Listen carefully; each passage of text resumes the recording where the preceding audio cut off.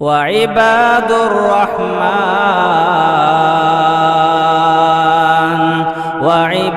الرحمن الذين يمشون على الأرض هونا وإذا خاطبهم الجاهلون قالوا سلاما۔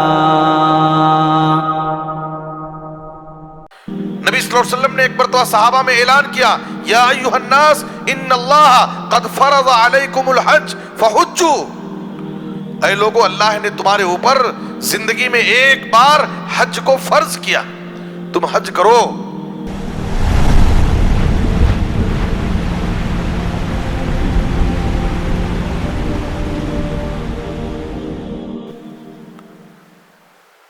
محترم حاضرین،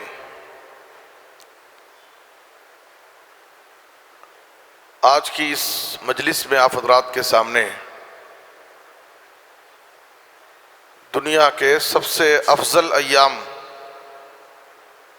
جن سے ہم اور آپ گزر رہے ہیں، جس میں داخل ہو چکے ہیں،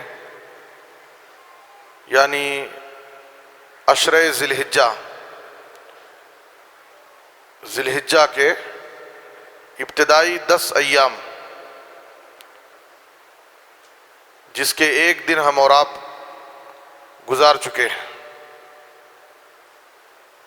اس عشرے کی کیا فضیلت ہے اور اس میں مسنون اعمال کون سے ہیں، بطور تذکیر کچھ باتیں عرض کی جائیں گی۔ دیکھیے، ذی الحجہ کا مہینہ یہ اسلامی کیلنڈر کے حساب سے آخری مہینہ ہے، اور یہ حرمت کے 4 مہینوں میں سے ایک ہے۔ 4 حرمت کے مہینے ہیں، ذی القعدہ، ذی الحجہ، محرم، 3 متوالیات، اور چوتھا مہینہ رجب۔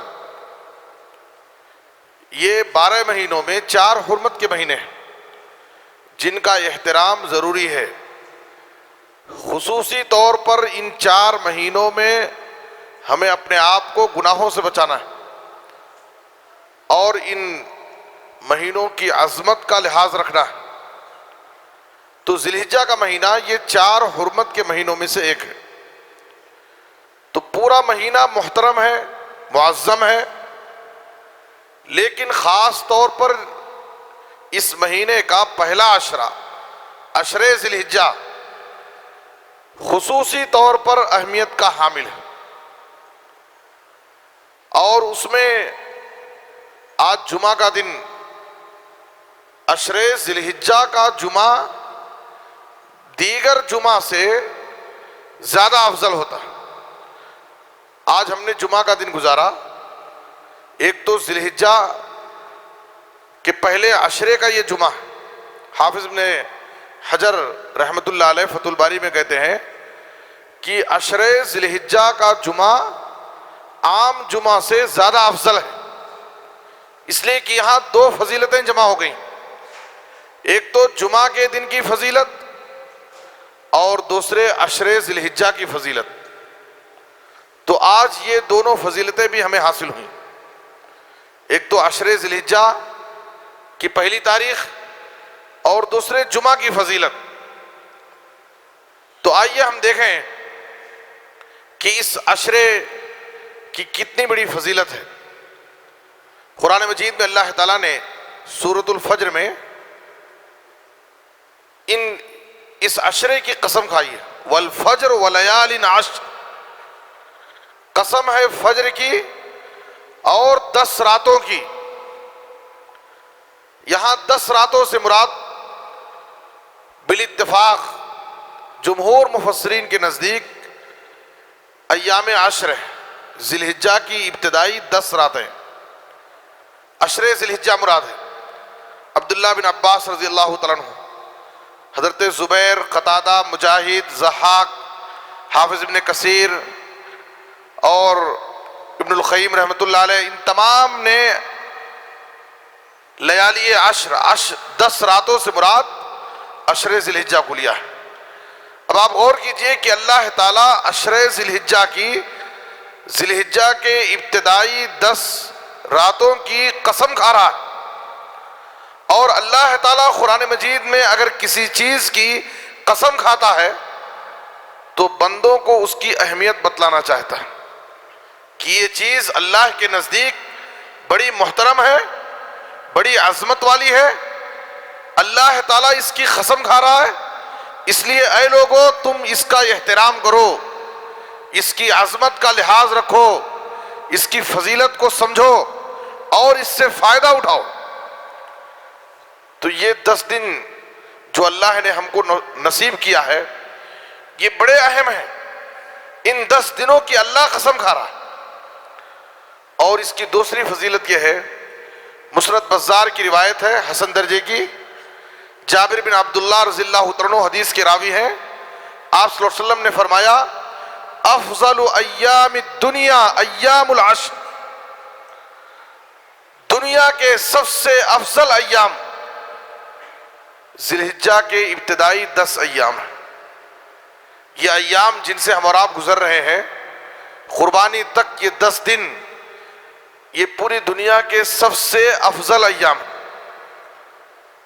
یہ اللہ کی توفیق سے ہمیں نصیب ہوئے، لیکن اتنے افضل ایام، اتنی مبارک گھڑیاں، اتنے قیمتی لمحات اللہ نے ہمیں نصیب کیے ہیں، لیکن افسوس آج اکثر مسلمان ان مبارک ایام سے غافل ہیں اور اس کی قدر نہیں کرتے۔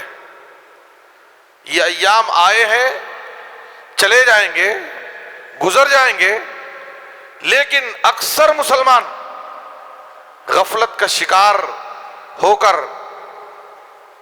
اس سے فائدہ نہیں اٹھا پائیں گے، محروم ہو جائیں گے۔ افضل ایام الدنیا ایام العشر۔ علامہ ابن القیم رحمۃ اللہ علیہ کہتے ہیں ہفتے کے دنوں میں سب سے افضل دن جمعہ کا دن ہے، ہفتے کے اعتبار سے، سال کے اعتبار سے سال کے دنوں میں سب سے افضل دن عرفہ کا دن اور قربانی کا دن ہے، جو ذی الحجہ کی 9 تاریخ اور 10 تاریخ۔ ہفتے کی راتوں میں سب سے افضل رات لیلۃ الجمعہ ہے، جمعہ کی رات، اور سال کی راتوں میں سب سے افضل رات لیلۃ القدر ہے۔ تو یہ اللہ رب العالمین کی طرف سے یہ قیمتی ایام، یہ افضل ایام جو پورے سال کے دنوں میں سب سے افضل ہیں، وہ ایام اللہ نے ہمیں نصیب کیا ہے۔ اب یہ ہماری ذمہ داری ہے کہ ان افضل ایام کی ہم قدر کریں اور ان سے بھرپور فائدہ اٹھائیں۔ افضل ایام الدنیا ایام العشر۔ اور آپ غور سے سنیں، ہمارے پاس اس عشرے کا کوئی اہتمام نہیں ہوتا، حالانکہ سلف صالحین کے ہاں اس عشرے کا اتنا اہتمام ہوتا تھا جتنا اہتمام رمضان کے آخری عشرے کا اہتمام کرتے۔ رمضان کے آخری عشرے میں مسجدوں میں عبادت کی جو رونق نظر آتی تھی، وہی منظر عشر ذی الحجہ میں بھی نظر آتا تھا، لیکن آج ہمارے پاس اس کا کوئی خاص اہتمام نہیں ہے، الا ماشاء اللہ اللہ کے کچھ بندے ان ایام کی قدر کرتے ہیں، قرآن مجید کی تلاوت کا خصوصی اہتمام کرتے ہیں، روزے کا اہتمام کرتے ہیں، عبادتوں میں آگے آگے رہتے ہیں، جبکہ یہ ایام کتنے افضل ہیں، اور ان ایام میں جو بھی ہم عمل کریں گے، جو بھی عبادت کریں گے، نیکی کے جو بھی کام کریں گے، اللہ کے نزدیک سب سے زیادہ محبوب۔ عشر ذی الحجہ میں کیے گئے اعمال اللہ کے نزدیک سب سے زیادہ محبوب، سب سے زیادہ پاکیزہ، سب سے زیادہ اجر و ثواب والے۔ وہی عمل ہم سال کے کسی دن، کسی مہینے میں بھی کریں، اتنی فضیلت نہیں ہے، اتنا ثواب نہیں ہے، جتنا بڑا ثواب، جتنی فضیلت اس عشرے میں کیے گئے عمل کی۔ ابو داؤد کی روایت ہے، نبی صلی اللہ علیہ وسلم نے فرمایا، عبداللہ بن عباس رضی اللہ عنہ حدیث کی راوی، ما من ایام العمل الصالح فیہا احب الی اللہ من هذه الایام، یعنی ایام العشر۔ اس عشرے میں کیے گئے اعمال اللہ کے نزدیک سب سے زیادہ محبوب، اتنا محبوب عمل کوئی بھی نہیں۔ ان 10 دنوں میں کیے گئے عمل کا مقابلہ اس کے برابر کوئی بھی عمل نہیں ہو سکتا۔ صحابہ کرام نے تعجب سے سوال کیا، یا رسول اللہ ولا الجہاد فی سبیل اللہ، اے اللہ کے رسول، اس عشرے میں کیا گیا عمل، اس کا مقابلہ کیا جہاد جیسا عظیم الشان عمل بھی نہیں کر سکتا؟ کیا جہاد جیسا عظیم عمل بھی اس کے برابر نہیں ہو سکتا؟ نبی صلی اللہ علیہ وسلم نے کہا، وَلَا الْجِهَادُ فِي سَبِيلِ اللَّهِ، ہاں اللہ کی راہ میں جہاد جیسا عظیم عمل بھی اس عشرے میں کیے گئے عمل کے برابر نہیں ہو سکتا۔ إِلَّا رَجُلٌ خَرَجَ بِنَفْسِهِ وَمَالِهِ فَلَمْ يَرْجِعْ مِنْ ذَلِكَ بِشَيْءٍ، ہاں وہ مجاہد اس کے برابر ہو سکتا ہے، اس درجے کو پا سکتا ہے جو اپنی جان اور مال کے ساتھ اللہ کے راستے میں نکلے اور اپنی جان اور اپنا مال سب کچھ اللہ کی راہ میں قربان کر دے، واپس نہ آئے۔ ایسا مجاہد جو اپنی جان اور اپنا مال سب کچھ اللہ کی راہ میں قربان کر دے، وہ مجاہد اس درجے کو پا سکتا ہے اور اس عشرے میں کیے گئے اعمال کا مقابلہ کر سکتا ہے۔ کتنی بڑی فضیلت ہے، اور اتنی بڑی فضیلت سے ہم غافل ہیں۔ دارمی کی جو حسن درجے کی روایت ہے، نبی صلی اللہ علیہ وسلم نے کہا، ما من عمل ازکا عند اللہ ولا اعظم اجرا من خیر یعملہ فی عشر الاضحیٰ، عشر ذی الحجہ میں کی جانے والی نیکی اللہ کے نزدیک سب سے پاکیزہ عمل، سب سے عظیم نیکی اور سب سے زیادہ اجر و ثواب والی نیکی۔ ہم کوئی نیکی کسی دن بھی کر لیں، کسی مہینے میں بھی کر لیں، اتنا ثواب نہیں ہے جتنا ثواب آپ اس عشرے میں جو نیکی کریں گے اتنا ثواب آپ کو ملے گا۔ اسی لیے شیخ ابن عثیمین رحمۃ اللہ علیہ فرماتے ہیں، الصدقۃ فی عشر ذی الحجہ احب الی اللہ من الصدقۃ فی عشر رمضان۔ رمضان کے، غور کیجئے شیخ ابن عثیمین رحم اللہ کے اس قول پر، رمضان کے آخری عشرے سے زیادہ محبوب صدقہ، پسندیدہ صدقہ اللہ کے نزدیک عشر ذی الحجہ کا صدقہ ہے۔ ہم اور آپ رمضان کے مہینے میں الحمدللہ اللہ کی توفیق سے صدقہ اور خیرات کا خوب اہتمام کرتے ہیں اور کرنا بھی چاہیے،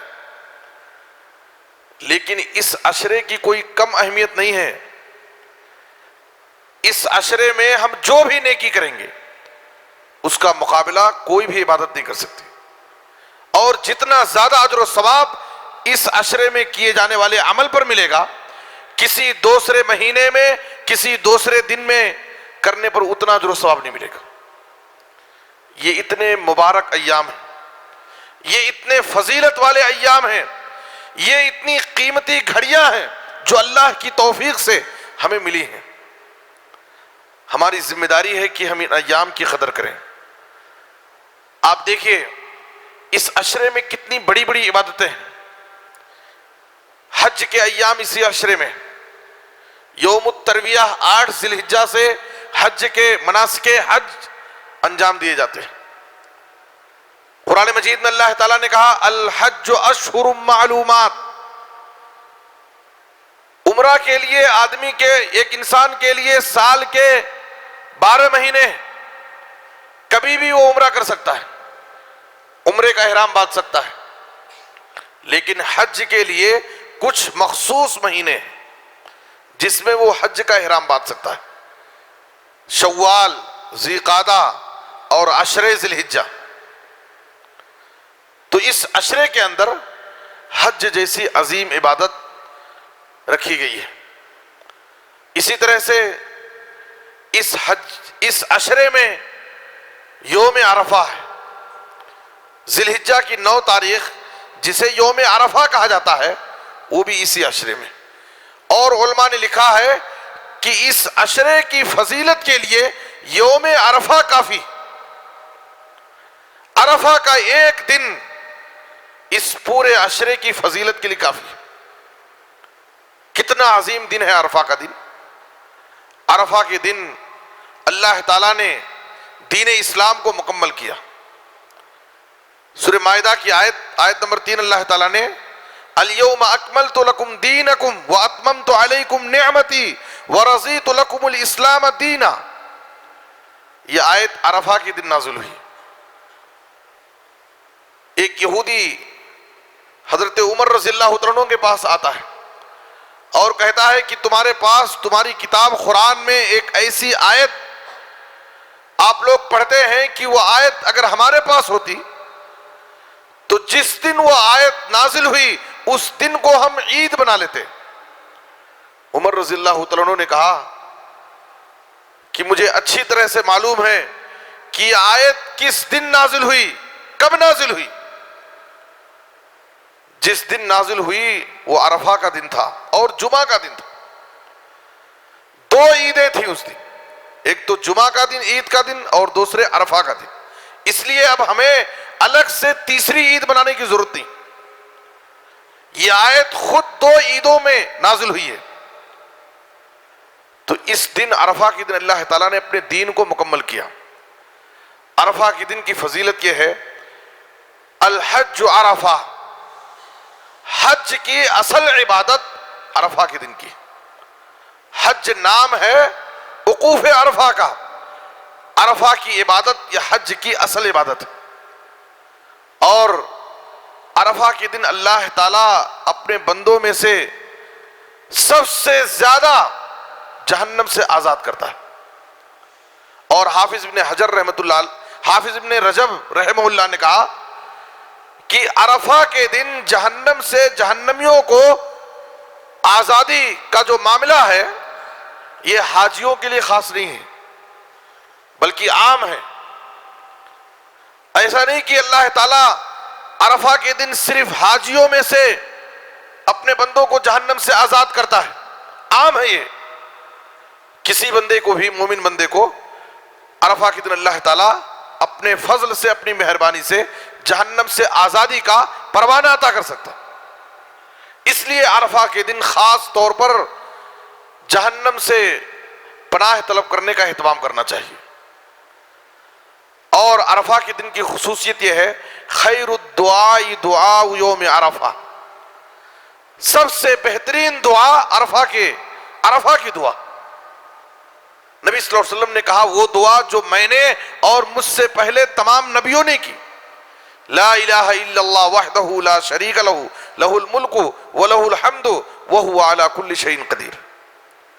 حج عرفہ کا دن وہ دن ہے جس دن اللہ تعالیٰ نے آدم علیہ السلام سے پیدا ہونے والی تمام ذریت سے عہد و میثاق لیا تھا۔ عرفہ کا ایک روزہ ہمارے 2 سال کے گناہوں کا کفارہ، گزشتہ 1 سال اور آئندہ 1 سال۔ صحیح مسلم کی حدیث ہے، نبی صلی اللہ علیہ وسلم نے فرمایا صیام یوم عرفہ احتسب علی اللہ ان یکفر السنۃ التي قبلہ والسنۃ التي بعدہ۔ اور دوسری حدیث میں ہے صوم یوم عرفہ یکفر سنتین ماضیۃ و مستقبلہ، عرفہ کا ایک روزہ گزشتہ 1 سال اور آئندہ 1 سال کے گناہوں کو مٹا دیتا ہے۔ یہ ساری فضیلتیں یوم عرفہ کی۔ اسی لیے علماء نے کہا عشر ذی الحجہ کی فضیلت کے لیے، ذی الحجہ کے ابتدائی 10 دنوں کی فضیلت کے لیے صرف عرفہ کا 1 دن کافی، وہ اسی عشرے کی 9 تاریخ کو ہے۔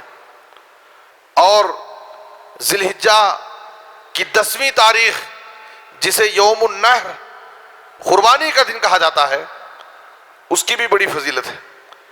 آپ صلی اللہ علیہ وسلم نے فرمایا ان اعظم الایام عند اللہ تبارک و تعالی یوم النحر ثم یوم القر، اللہ کے نزدیک دنوں میں سب سے عظیم، سب سے افضل دن اگر کوئی ہے تو یوم النحر قربانی کا دن ہے، سب سے افضل دن۔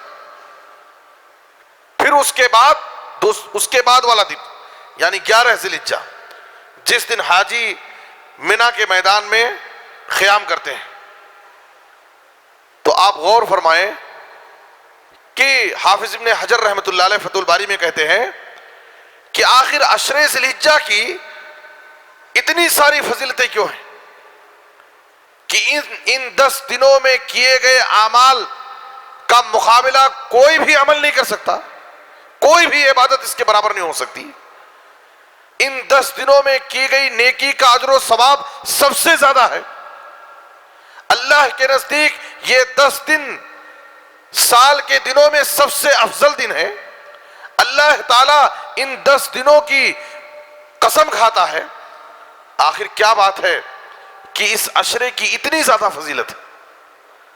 حافظ ابن حجر رحمہ اللہ فرماتے ہیں اس لیے کہ اللہ تعالیٰ نے اس عشرے میں امہات العبادات، اسلام کی بڑی بڑی عبادتوں کو جمع کر دیا۔ بڑی بڑی عبادتیں اس عشرے میں، نماز بھی ہے، روزہ بھی ہے، قربانی بھی ہے، حج بھی ہے، اس عشرے میں ذکر و اذکار کی ترغیب ہے، تسبیحات کی ترغیب ہے۔ تو بہت سارے بڑے بڑے اعمال اس عشرے میں اللہ تعالیٰ نے جمع کر دیا ہے، جس کی وجہ سے اس عشرے کی اہمیت بڑھ گئی۔ سلف صالحین، صحابہ کرام، تابعین اعظام، تبع تابعین، محدثین کرام، ائمہ کرام اس عشرے کا کتنا اہتمام کرتے تھے۔ جب یہ عشرہ شروع ہوتا تھا ان کے پاس کتنا اہتمام ہوتا تھا۔ سعید بن جبیر رحمہ اللہ کے بارے میں آتا ہے، دارمی کی روایت ہے، کان سعید بن جبیر اذا دخل ایام العشر اجتہد اجتہادا شدیدا حتی ما یکاد یقدر علیہ۔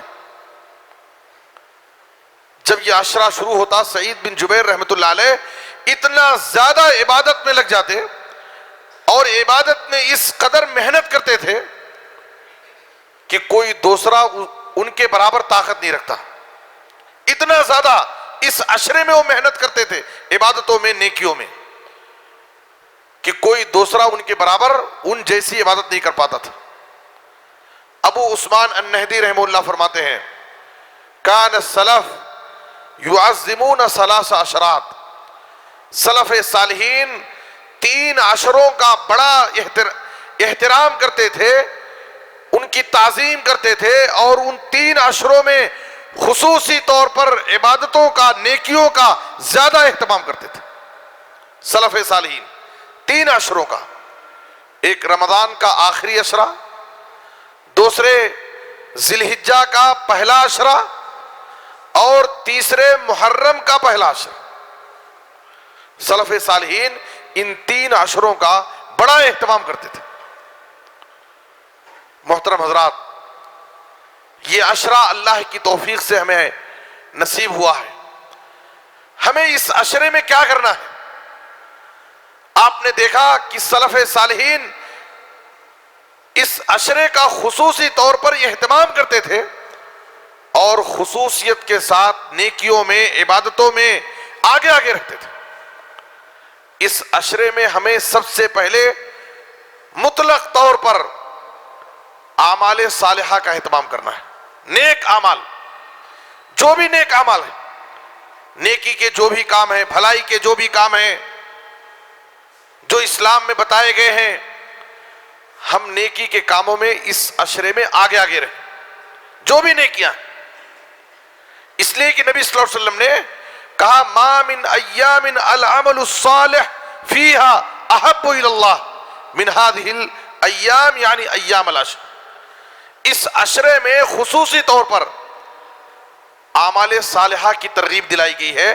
نیک اعمال جو بھی ہیں ہم اس عشرے میں نیکیوں کی تلاش میں رہیں, نیکیوں کی جستجو میں رہیں, اور نیکی اور بھلائی کے جو بھی کام ہیں ہم ان کو انجام دینے کی کوشش کریں. اور یاد رکھیں, ایک مسلمان پر, ایک مومن پر کلمہ توحید کے اقرار کے بعد سب سے بڑا عمل صالح, سب سے بڑی نیکی, سب سے عظیم عمل, سب سے بڑا فریضہ اگر کوئی ہے تو وہ 5 وقتہ نماز ہے. 5 وقتہ نمازیں جس کے بارے میں ہمیں خصوصی طور پر فکر کرنا ہے, اور نمازوں کے معاملے میں ہمیں ذرہ برابر بھی کوتاہی نہیں کرنی, اس لیے کہ یہ ہمارے ایک مسلمان اور ایک کافر کے درمیان فرق کرنے والی عبادت. بین الرجل و بین الشرک والکفر ترک الصلاۃ. ایک مسلمان اور ایک کافر کے درمیان فرق کرنے والی عبادت, فرق کرنے والا عمل اگر کوئی ہے تو نماز ہے.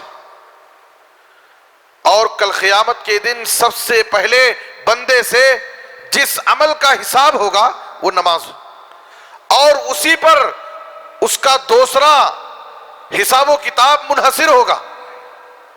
اگر اس پہلے حساب میں کامیاب ہو گیا تو سمجھیے کہ وہ کامیاب ہو گیا, اگر اس پہلے حساب میں ناکام ہو گیا تو سمجھیے کہ وہ ناکام ہو گیا. اور وہ پہلا حساب نماز کا ہے. ان اول ما يحاسب به العبد يوم القيامه من عمله صلاته. قیامت کے دن سب سے پہلے ایک بندے سے اس کے اعمال میں جس عمل کا حساب لیا جائے گا وہ اس کی نماز کے بارے میں. تو اس لیے مطلق طور پر ہم عمل صالح کا اہتمام کریں, جو بھی نیکی اور بھلائی کے کام. یاد رکھیں, ایک انسان زندگی بھر لہو لعب میں, عیش اور مستی میں ڈوبا رہتا ہے, ہوش میں نہیں آتا ہے, عمل صالح کی اسے فکر نہیں ہوتی. لیکن 2 ایسے موقع آتے ہیں جس وقت انسان اللہ رب العالمین سے عمل صالح کے لیے مہلت مانگے گا. بندے کو اللہ تعالیٰ نے 60 سال کی عمر دیا, 70 سال کی عمر دیا, زندگی پوری گزار دیا, اپنی زندگی کو ضائع کر دیا, عمل صالح کا اہتمام نہیں کیا. لیکن 2 ایسے موقع اس کے پاس آنے والے ہیں جس وقت وہ اللہ رب العالمین سے عمل صالح کے لیے مہلت مانگے گا, اور اس وقت اس کو مہلت نہیں ملے گی.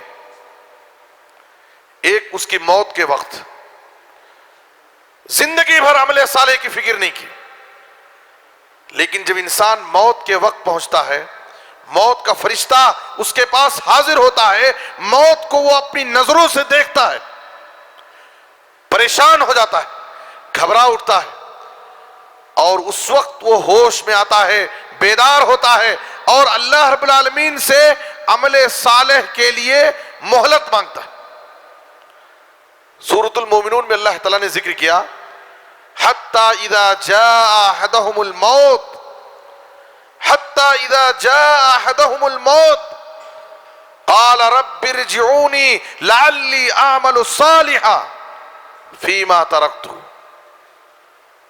انسان کی جب موت کا وقت آتا ہے, موت کا فرشتہ اس کے پاس آ جاتا ہے, بندہ اللہ رب العالمین سے درخواست کرتا ہے, مہلت مانگتا ہے, اے میرے رب تو مجھے تھوڑی اور زندگی دے دے تاکہ میں نیک اعمال کر لوں, عمل صالح کر لوں, اپنی جو دنیا چھوڑ کر کے جا رہا ہوں اس دنیا کی زندگی میں مجھے زندگی گزارنے کا تھوڑا اور موقع دے دے تاکہ میں نیک اعمال کر لوں.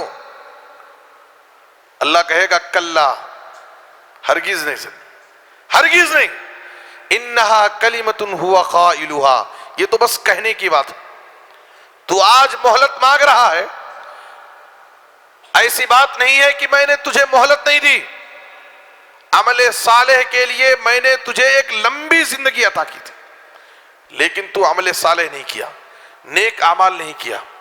نیک اعمال کے لیے میں نے تجھے ایک لمبی عمر دی تھی, تو نے پوری زندگی کو لہو لعب میں عیش و مستی میں گزار دیا، اور اب جب تیری موت کا وقت آ چکا ہے اس وقت تو عمل صالح کے لیے مہلت مانگ رہا ہے، اب تجھے مہلت ملنے والی نہیں۔ سورۃ المنافقون میں اللہ نے فرمایا وَأَنفِقُوا مِمَّا رَزَقْنَاكُمْ مِن قَبْلِ أَن يَأْتِيَ أَحَدَكُمُ الْمَوْتُ فَيَقُولَ رَبِّ لَوْلَا أَخَّرْتَنِي إِلَىٰ أَجَلٍ قَرِيبٍ فَأَصَّدَّقَ وَأَكُن مِّنَ الصَّالِحِينَ۔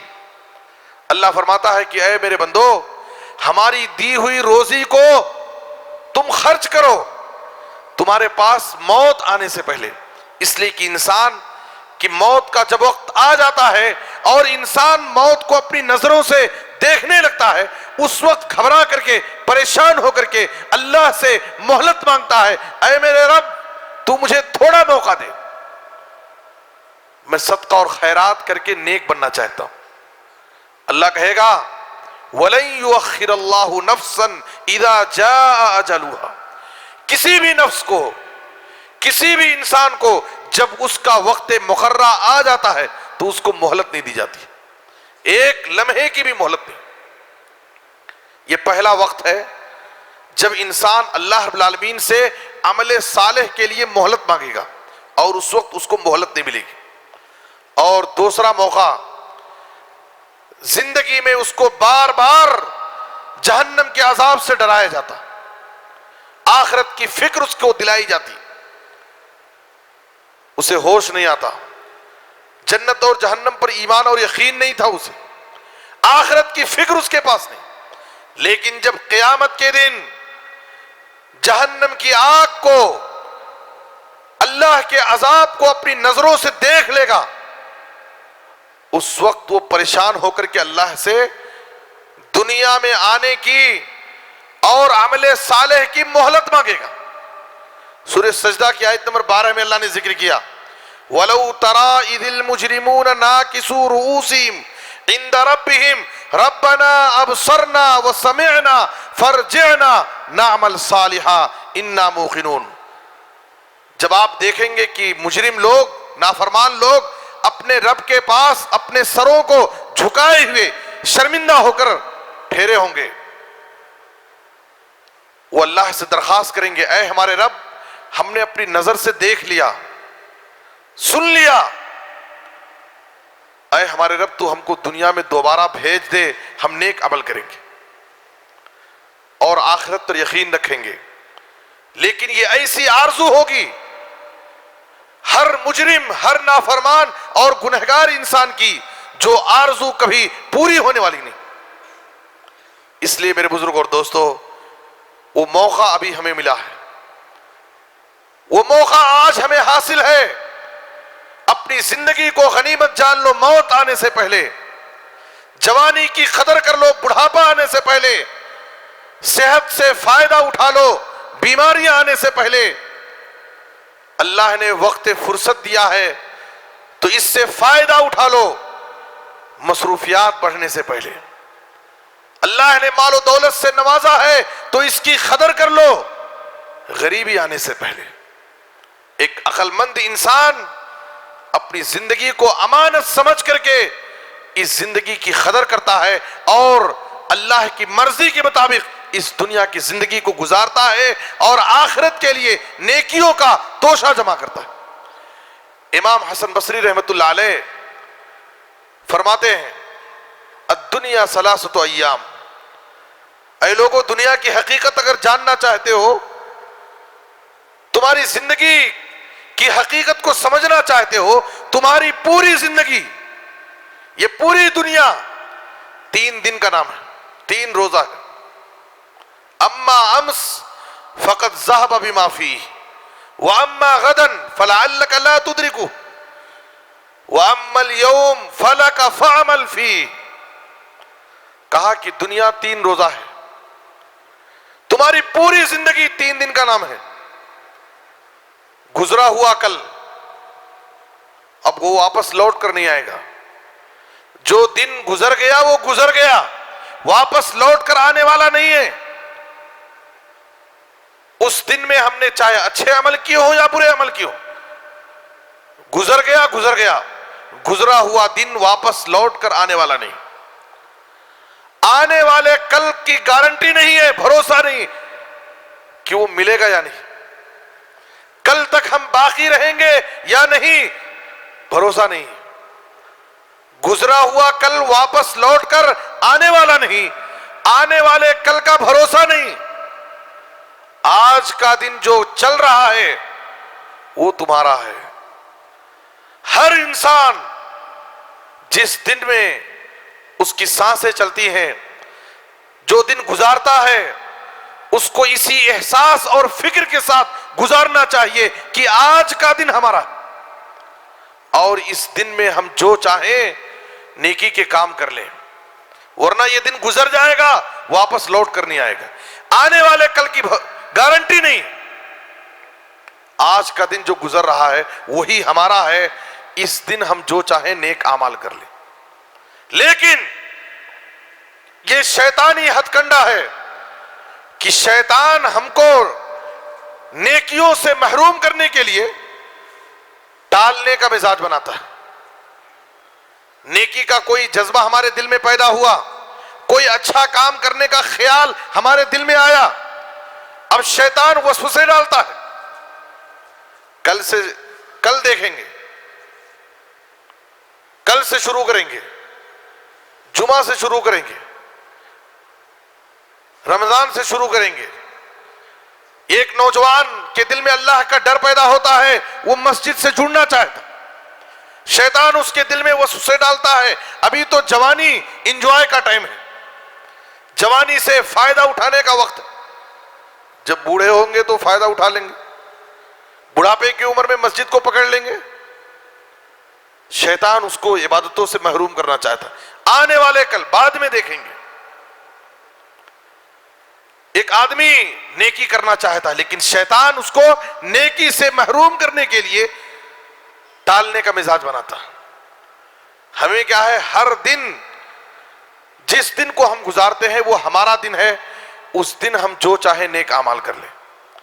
اس لیے اس عشرے میں یہ اللہ رب العالمین کی توفیق ہے کہ اللہ تعالیٰ اپنے بندوں کے گناہوں کی مغفرت کے لیے کم وقت میں زیادہ بڑے بڑے اجر و ثواب کمانے کے لیے، اپنے درجات کی بلندی کے لیے، نیکیاں کمانے کے لیے اللہ تعالیٰ نے بہت سارے ایسے فضیلت کے ایام رکھے ہیں، ایسی قیمتی گھڑیاں رکھی ہیں، ایسے مبارک مہینے رکھے ہیں، ایسے فضیلت کے مقامات رکھیں. ایک خوش نصیب انسان، مومن بندہ، نیک بندہ ایسے قیمتی گھڑیوں سے فائدہ اٹھاتا. لیکن اکثر لوگوں کا حال یہ ہے کہ ایسے قیمتی لمحات، ایسے فضیلت کے ایام، ایسے فضیلت کے مہینے پاتے بھی ہیں اور ان کو لہو لعب میں گزار دیتے ہیں، ان کی قدر نہیں کرتے. اس لیے آپ سے گزارش ہے کہ اللہ رب العالمین کی توفیق ہے، یہ اللہ کی مہربانی ہے ہمارے اوپر کہ اللہ تعالیٰ نے پورے سال کے سب سے افضل ایام ہمیں نصیب کیا ہے. ان ایام کی ہم قدر کر لیں، فائدہ اٹھا لیں اور زیادہ سے زیادہ نیک اعمال کریں. عمل صالح، خصوصی طور پر بعض اعمال کا ہمیں اہتمام کرنا ہے. جیسے نبی صلی اللہ علیہ وسلم کے بارے میں آتا ہے کانا یصوم 9 من ذی الحجہ. اس عشرے میں نبی صلی اللہ علیہ وسلم، آپ صلی اللہ علیہ وسلم 9 دن کا روزہ رکھتے تھے. قربانی کا دن چھوڑ کر کے آپ صلی اللہ علیہ وسلم ابتدائی 9 ایام، پہلی تاریخ سے لے کر کے 9ویں تاریخ تک نبی صلی اللہ علیہ وسلم نفل روزے کا اہتمام کرتے تھے. روزے کا ہم اہتمام کریں، اور خاص طور پر عرفے کا روزہ اور پورے 9 دن کے روزے اور نفل روزہ، رمضان کے روزے کے ساتھ نفل روزہ، یہ اللہ کے نزدیک بہت ہی عظیم عمل ہے. اس کے مثل روزے جیسی کوئی عبادت ہو ہی نہیں سکتی. ابو امامہ باہلی رضی اللہ تعالیٰ عنہ صحابی رسول نے ایک مرتبہ نبی صلی اللہ علیہ وسلم سے سوال کیا، اے اللہ کے رسول مجھے ایسا عمل بتائیے جس عمل کو میں کر کے جنت کا مستحق ہو جاؤں، جو عمل مجھے آخرت میں فائدہ دے. تو آپ صلی اللہ علیہ وسلم نے ابو امامہ باہلی رضی اللہ تعالیٰ عنہ کو نصیحت کیا، علیک بالصوم فإنہ لا مثل لہ، دوسری روایت میں فإنہ لا عدل لہ، تم رمضان کے روزے کے ساتھ نفل روزے کا اہتمام کرو، اس لیے کہ روزے جیسی کوئی دوسری عبادت نہیں اللہ کے نزدیک، روزہ بے مثال عبادت ہے، اس کے مثل اجر و ثواب کے اعتبار سے، فضیلت کے اعتبار سے کوئی دوسرا عمل نہیں۔ تو اس عشرے میں ہم روزے کا اہتمام کریں۔ حضرت عمر رضی اللہ تعالیٰ عنہ کہتے تھے کہ اس عشرے میں رمضان کے چھوٹے ہوئے روزوں کی قضا مستحب ہے، اور وہ اس بات کا اہتمام کرتے تھے کہ رمضان کے جو روزے ہم سے چھوٹ گئے اس کی قضا ہم عشرے ذی الحجہ میں کریں، قضا بھی ہو جائے گی اور ہم ان روزوں کو پورے سال کے سب سے افضل ایام میں رکھیں گے، تو یہ بڑی فضیلت کی بات ہے۔ تو اس لیے اس عشرے میں پورے 9 دن جو نبی صلی اللہ علیہ وسلم کا اسوہ ہے، نفل روزے کا اہتمام، اور خاص طور پر عرفے کے روزے کا ہمیں اہتمام کرنا چاہیے۔ اور اسی طریقے سے اس عشرے کی 10ویں تاریخ جسے یوم النحر، قربانی کا دن کہا جاتا ہے، اللہ نے اگر ہمیں استطاعت دی ہے تو قربانی کا اہتمام ضرور کرنا چاہیے، اس لیے کہ اللہ تعالیٰ نے نبی صلی اللہ علیہ وسلم کو حکم دیا فَصَلِّ لِرَبِّكَ وَانْحَرْ، اے نبی صلی اللہ علیہ وسلم آپ اپنے رب کے لیے نماز پڑھیے اور قربانی کیجیے۔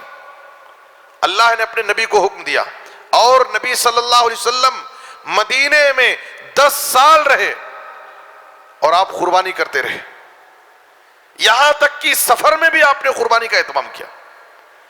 حجۃ الوداع میں نبی صلی اللہ علیہ وسلم نے 100 اونٹوں کی قربانی کی،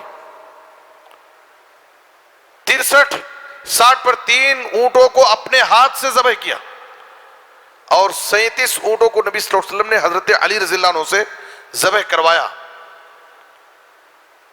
بعض لوگ کہتے ہیں کچھ رفاہی تنظیمیں جب قربانی کا مسئلہ آتا ہے، حج عمرے کا مسئلہ آتا ہے، تو مشورہ دیتے ہیں کہ حج عمرے میں قربانی میں اتنی زیادہ رقم لگانے کے بجائے غریبوں کی ہم مدد کریں، مجبوروں اور مریضوں کا علاج کرائیں، یہ بھی بڑا کار خیر ہے۔ یاد رکھیے یہ سب اسلام کے شعائر ہیں جن کو ہم اپنی مرضی سے، اپنی خواہش سے بدل نہیں سکتے۔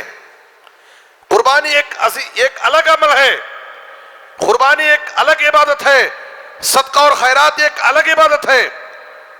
ہم قربانی نہ کر کے اس کی رقم کو اگر کسی غریب کو صدقہ دینا چاہیں نہیں کر سکتے، یہ اسلام کے شعائر میں سے وَالْبُدْنَ جَعَلْنَاهَا لَكُمْ مِنْ شَعَائِرِ اللَّهِ، اور شاعر اللہ کی تعظیم ایک مومن اور متقی ہی کر سکتا ہے۔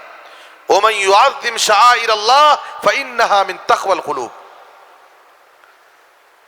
آپ صلی اللہ علیہ وسلم نے اپنی امت کو حکم دیا یا ایھا الناس ان علی کل اہل بیت فی کل عام اضحیہ، اے لوگو ہر گھر والوں پر ہر سال قربانی ضروری ہے اگر ان کے پاس استطاعت ہے۔ استطاعت رکھنے کے باوجود جو لوگ قربانی نہیں کرتے ہیں ان کے لیے وعید بھی ہے، من کان لہ سعۃ ولم یضحی فلا یقربن مصلانا، جس کے پاس قربانی کی طاقت ہے پھر بھی اگر قربانی نہ کرے تو ایسا شخص ہماری عیدگاہ کے قریب نہ آئے۔ یہ وعید اور دھمکی ہے نبی صلی اللہ علیہ وسلم کی طرف سے۔ تو اس عشرے کی 10ویں تاریخ یوم النحر قربانی کے دن صاحب حیثیت انسان کو قربانی کا اہتمام کرنا چاہیے، یہ بھی ایک عظیم عمل ہے اور تقرب الہی کا ایک ذریعہ ہے۔ اور اسی طرح سے جن کو اللہ تعالیٰ نے طاقت دی ہے، بیت اللہ جانے کی استطاعت ہے، تو ان کو حج کا بھی اہتمام کرنا چاہیے۔ اللہ کے وہ بندے جن کو اللہ نے توفیق دی، جن کو طاقت دی، وہ آج بیت اللہ کے حج کے لیے باقاعدہ وہاں پر پہنچ چکے ہیں، اور کچھ لوگ جا رہے ہیں. اللہ تعالیٰ ان کے اس عظیم عمل کو قبول فرمائے، ان کے لیے آسانیاں پیدا کرے. اور جو بھی مسلمان مرد و عورت اپنے دل میں حج بیت اللہ کا سچا اور نیک ارادہ کرتے ہیں، اللہ تعالیٰ ان کے لیے آسانیاں پیدا فرمائے اور یہ سعادت ان کو نصیب فرمائے. بڑا عظیم عمل ہے. وَلِلَّهِ عَلَى النَّاسِ حِجُّ الْبَيْتِ مَنِ اسْتَطَاعَ إِلَيْهِ سَبِيلًا. نبی صلی اللہ علیہ وسلم نے ایک مرتبہ صحابہ میں اعلان کیا، یا ایھا الناس ان اللہ قد فرض علیکم الحج فحجوا. اے لوگو، اللہ نے تمہارے اوپر زندگی میں ایک بار حج کو فرض کیا، تم حج کرو. اور آپ صلی اللہ علیہ وسلم نے کہا، صحیح الترغیب کی حدیث ہے، اگر آدمی کے پاس طاقت ہے، جسمانی طاقت اور مالی طاقت رکھنے کے باوجود 5 سال گزر جائے، وہ ٹال مٹول کرتا رہے، حج بیت اللہ کے لیے نہ جائے، تو ایسا انسان بڑا بدنصیب انسان، وہ اللہ کی رحمتوں سے محروم کر دیا جائے گا. ان عبدا صححت له جسمه ووسعت عليه في المعيشة تمضي عليه 5 اعوام لا يفد الي لمحروم. آپ صلی اللہ علیہ وسلم نے کہا کہ وہ بڑا محروم اور بدنصیب انسان ہے. اور اتنا عظیم عمل ہے جس سے ہمارے سارے گناہ معاف ہو جاتے ہیں. آپ صلی اللہ علیہ وسلم نے کہا، وَأَنَّ الْحَجَّ يَهْدِمُ مَا كَانَ قَبْلَهُ مَنْ حَجَّ لِلَّهِ فَلَمْ يَرْفُثْ وَلَمْ يَفْسُقْ رَجَعَ كَيَوْمٍ وَلَدَتْهُ أُمُّهُ. جیسے انسان ماں کے پیٹ سے جس دن پیدا ہوا تھا گناہوں سے بالکل پاک صاف تھا، حج سے لوٹنے والا انسان ویسے ہی گناہوں سے پاک صاف ہو جاتا ہے. والحج المبرور لیس له جزاء الا الجنہ. اور اگر انسان کو حج مبرور کی سعادت حاصل ہو جائے تو حج مبرور کا بدلہ جنت ہی ہے.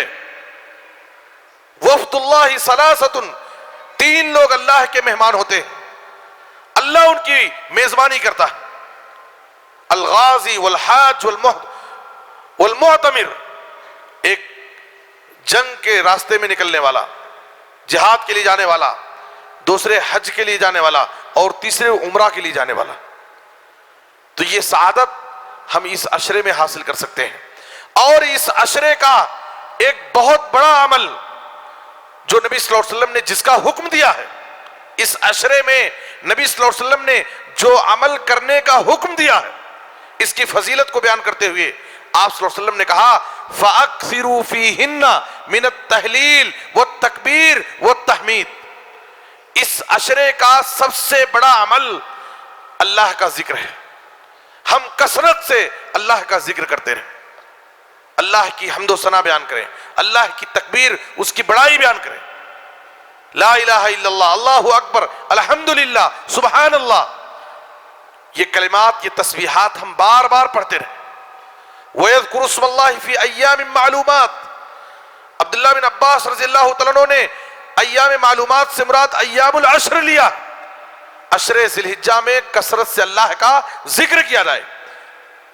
عبداللہ بن عمر اور ابو ہریرہ رضی اللہ تعالیٰ عنہ یہ دونوں عشر ذی الحجہ میں بازاروں میں چلے جاتے تھے اور تکبیرات پکارتے تھے. ان کی تکبیرات کو سن کر کے دوسرے لوگ بھی تکبیرات پکارتے تھے. عمر رضی اللہ تعالیٰ عنہ مینا میں اپنے خیمے میں تکبیرات پکارتے تھے عشر ذی الحجہ میں. اور نبی صلی اللہ علیہ وسلم نے کہا، ما احل محل ولا کبر مکبر الا بشر له بالجنہ. جب بھی کوئی آدمی لا الہ الا اللہ کہتا ہے، اللہ اکبر اپنی زبان سے کہتا ہے، اس کو جنت کی بشارت سنائی جاتی ہے. جب جب وہ تکبیر پڑھے گا، لا الہ الا اللہ کہے گا، اللہ اکبر کہے گا، اس کو فرشتے کے ذریعے جنت کی بشارت اور خوشخبری سنائی جاتی ہے. یہ کوئی معمولی عمل نہیں ہے. اس عشرے میں ہم زیادہ سے زیادہ تکبیرات پڑھیں، اذکار کریں، اللہ رب العالمین کی حمد و ثنا بیان کرتے رہیں. آپ سے گزارش ہے کہ یہ دنیا کے پورے سال کے سب سے افضل ایام ہیں. ان کا مقابلہ کسی بھی عبادت سے نہیں کیا جا سکتا. اللہ کی توفیق سے یہ ایام ہمیں نصیب ہوئے ہیں. ہم ان ایام کی قدر کریں اور اپنی زندگی کو امانت سمجھ کر کے ان ایام سے فائدہ اٹھائیں اور زیادہ سے زیادہ جتنا ہو سکے اپنے آپ کو عبادتوں میں مصروف رکھیں. قرآن مجید کی تلاوت کریں اور کوشش اس بات کی کریں کہ اس عشرے میں ایک مرتبہ قرآن مجید کی تلاوت کو ہم ختم کر لیں. ایک بار قرآن ختم کریں. ایک دن میں اگر ہم 3 پارے قرآن پڑھیں تو 10 دن میں 30 پارے قرآن مجید کی تلاوت ہو جائے آرام سے. کوشش کریں ایک حرف پڑھنے پر آپ کو 10 نیکی ملے گی. اور اس عشرے میں جو ہم قرآن کی تلاوت کریں گے اس کا ثواب ہی بہت زیادہ ہے. تو ایک بار قرآن مجید کی تلاوت مکمل کر لیں اس عشرے کے اندر.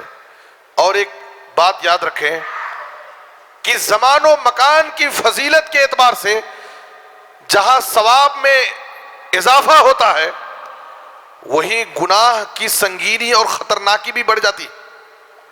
اس عشرے میں ہم نیکی کے کام کریں گے وہ اللہ کے نزدیک بہت محبوب ہے, اس پر زیادہ اجر و ثواب ہے. لیکن اگر اس عشرے میں ہم کوئی گناہ کا کام کریں گے تو اس کی خطرناکی اور بڑھ جائے گی. ایک انسان گناہ عام دنوں میں کرتا ہے اور وہی انسان گناہ اس عشرے میں کرے, رمضان کے مہینے میں کرے, تو اس گناہ کی خطرناکی اور بڑھ جائے گی. ایک انسان دکان اور مکان میں بیٹھ کر کے کوئی گناہ کا کام کرے اور وہی اللہ کے گھر میں آ کر کے وہ گناہ کا کام کرے, گناہ کی سنگینی بڑھ جائے گی. تو فضیلت والے ایام میں جہاں نیکیوں کا اجر و ثواب بڑھ جاتا ہے تو وہی اس عشرے کی ناقدری کرنے والے اور اس عشرے کو پا کر کے بھی اس کی عظمت کو پامال کرنے والے نافرمانی اور گناہ کرنے والوں کو اللہ سے ڈرنا چاہیے, اس لیے کہ اس کی سنگینی اور خطرناکی بڑھ جاتی ہے. اللہ سے دعا ہے کہ اللہ تعالی ہمیں ان مبارک ایام, ان فضیلت والے ایام کی قدر کرنے کی توفیق عطا فرمائے اور زیادہ سے زیادہ اپنے آپ کو عبادتوں میں مصروف رکھنے کی توفیق عطا فرمائے اور اللہ تعالی ہماری نیکیوں کو قبول فرمائے اور ہم سے راضی ہو جائے, دنیا اور آخرت کی سعادت نصیب فرمائے. آمین. تقبل یا رب العالمین. وصلی اللہ علی نبینا محمد و آلہ وصحبہ اجمعین. والسلام علیکم ورحمۃ اللہ وبرکاتہ.